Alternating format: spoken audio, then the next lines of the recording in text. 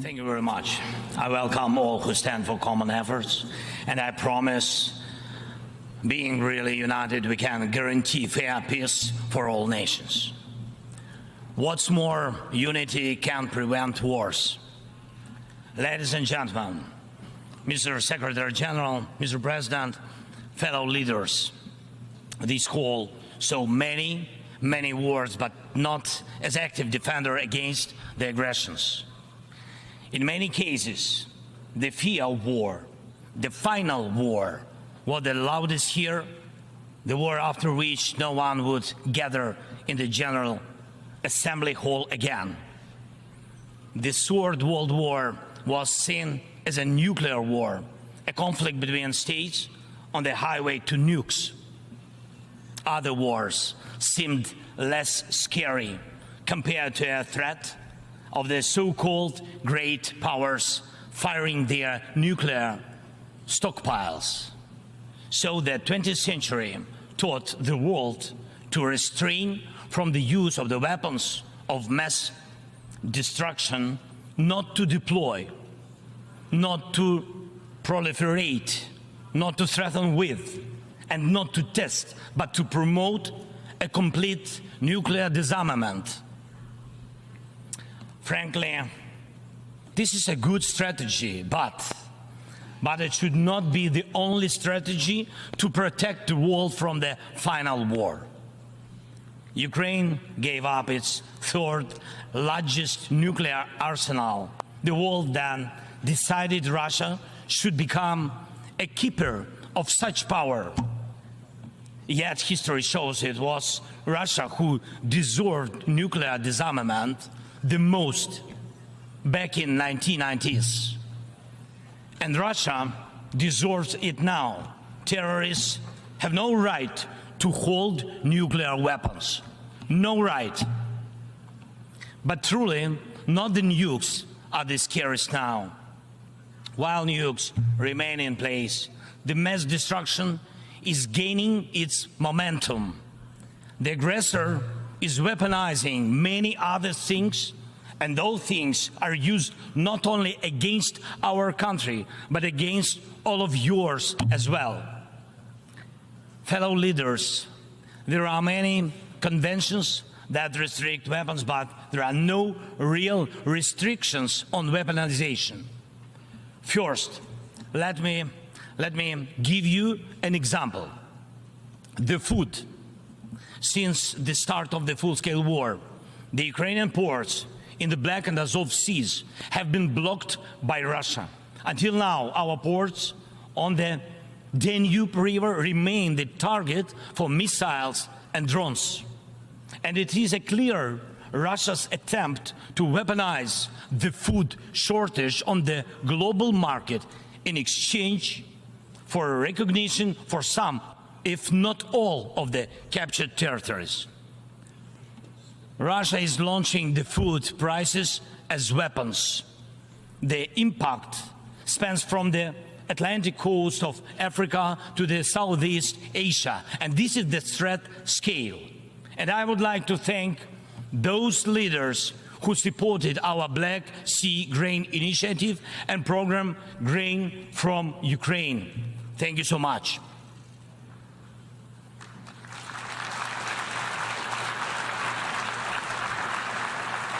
United, we made weapons turn back into food again.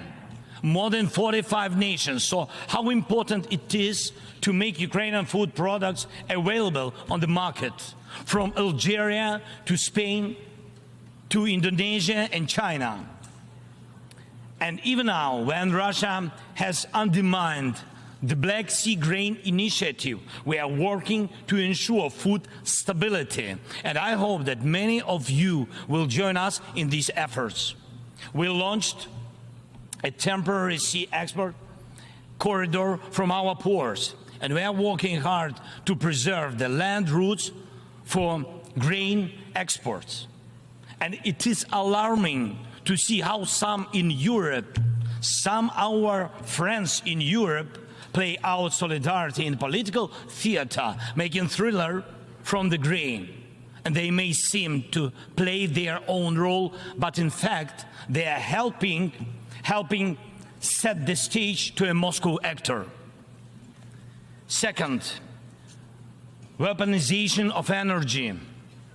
Many times the world has witnessed Russia using energy as a weapon. Kremlin weaponized oil and gas to weaken the leaders of other countries when they came to the Red Square. And now this threat is even greater. Russia is weaponizing nuclear energy. Not only it is spreading its unreliable nuclear power plant construction technologies, but it is also turning other countries' power plants into real dirty bombs. Look, please, what Russia did to our Zaporizhzhia power plant. Shelled it, occupied it, and now blackmails others with radiation leaks. Is there any sense to reduce nuclear weapons when Russia is weaponizing nuclear power plants? Scary question. The global security architecture offers no response or protection against such a treacherous radiation threat, and there is no accountability for radiation blackmailers so far. The third example is children. Unfortunately, various terrorist groups abduct children to put pressure on their families and societies. But never before the mass kidnapping and deportation would become a part of the government policy. Not until now. We know the names of tens of thousands of children and have evidence on hundreds of thousands of others kidnapped by Russia in the occupied territories of Ukraine and later deported. The International Criminal Court issued arrest warrant for Putin for this crime. And we are trying to get children back home. But time goes by. What will happen with them? What will happen to them? Those children in Russia are taught to hate Ukraine, and all ties with their families are broken. And this is clearly a genocide. When hatred is weaponized against one nation, it never stops there. Each decade, Russia starts a new war. Parts of Moldova and Georgia remain occupied. Russia turned Syria into ruins. And if not Russia, the chemical weapons would have never been used there in Syria. Russia has almost swallowed Belarus. It is obviously threatening Kazakhstan and other Baltic states. And the goal of the present war against Ukraine is to turn our land, our people, our lives, our resources into a weapon against you, against the international rules-based order. Many seats in the General Assembly Hall may become empty if Russia succeeds with its treachery and aggression. Ladies and gentlemen, the aggressor scatters deaths and brings ruins even without nukes, but the outcomes are alike. We see towns, we see villages in Ukraine wiped out by Russian artillery, leveled to the ground completely. We see the war of drones. We know the possible effects of spreading the war into the cyberspace. The artificial intelligence could be trained to combat well before it would learn to help the humanity. Thank God, people have not yet learned to use climate as a weapon. Even though humanity is failing on its climate policy objectives, this means that extreme weather will still impact the normal global life, and some evil state will also weaponize its outcomes. And when people in the streets of New York and other cities of the world went out on climate protests, We all have seen them. And when people in Morocco and Libya and other countries die as a result of natural disasters, and when islands and countries disappear underwater, and when tornadoes and deserts are spreading into new territories, and when all of this is happening, one unnatural disaster in Moscow decided to launch a big war and kill tens of thousands of people.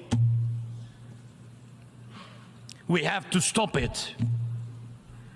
We must act united to defeat the aggressor and focus all our capabilities and energy on addressing these challenges.